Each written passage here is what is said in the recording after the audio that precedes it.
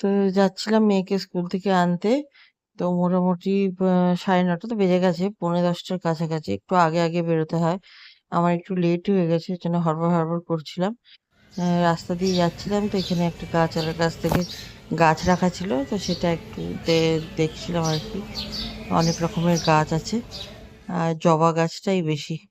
তো রাস্তা দিয়ে যাচ্ছিলাম, সামনে একটা মন্দির পড়ে। তো আমি খুব তাড়াহুড়োর মধ্যে যাচ্ছিলাম, ওই জন্য অল্প একটু ভিডিও করেছি। তারপর মেয়ে আসার পরে তো আবার ওর ম্যাডাম আসবে পড়াতে। তো এই কিছুটা রাস্তা আমি হেঁটে যাই। তারপর কিছুটা রাস্তা হেঁটে গিয়ে আমি টোটো বা অটো যা পাই আর কি, রিক্সা সেটা ধরে নিই। টোটোই বেশিরভাগ পাই। আর এই সামনে দিয়ে যাচ্ছিলাম।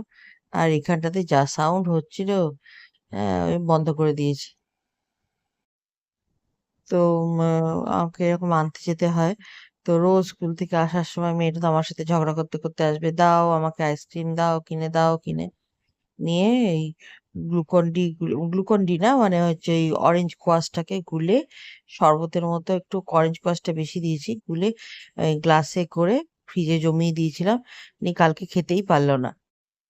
তো গ্লাসটা তো ছোটই, কিন্তু মানে ওর আইসক্রিমের যে লেভেলটা আর কি, যতটা আইসক্রিম দেয় তার সেই তুলনায় তো বড়।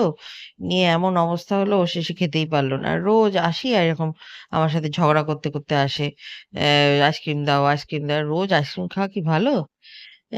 নিয়ে এসে এই যে আমি কোনো রকমে একটু এই অমলেট দিয়ে ঝোল করে নিলাম, কিছু তো রান্না বান্না কিছু করা হয়নি, আর মেয়েটাকেও খেতে দিয়ে নিলাম। তখন মোটামুটি 2টো বাজছে, ম্যাডামও চলে গেছে। আর এই সন্ধেবেলায় একটু বসলাম চা টা বানিয়ে, নিয়ে একটু বললাম যে এঁকে নে, নিয়ে স্কুলে আছে পরীক্ষা। এইগুলো দিয়েছে, আঁকাতে দিয়েছে বোর্ড, আর দিয়েছে ice cream. Hi friend, welcome back to language আপনা।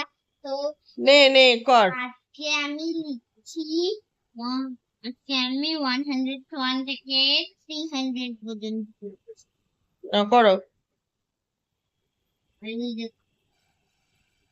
আর আমি এখানে এন্ড করছি। তব তক বাই বাই, লাভ ইউ।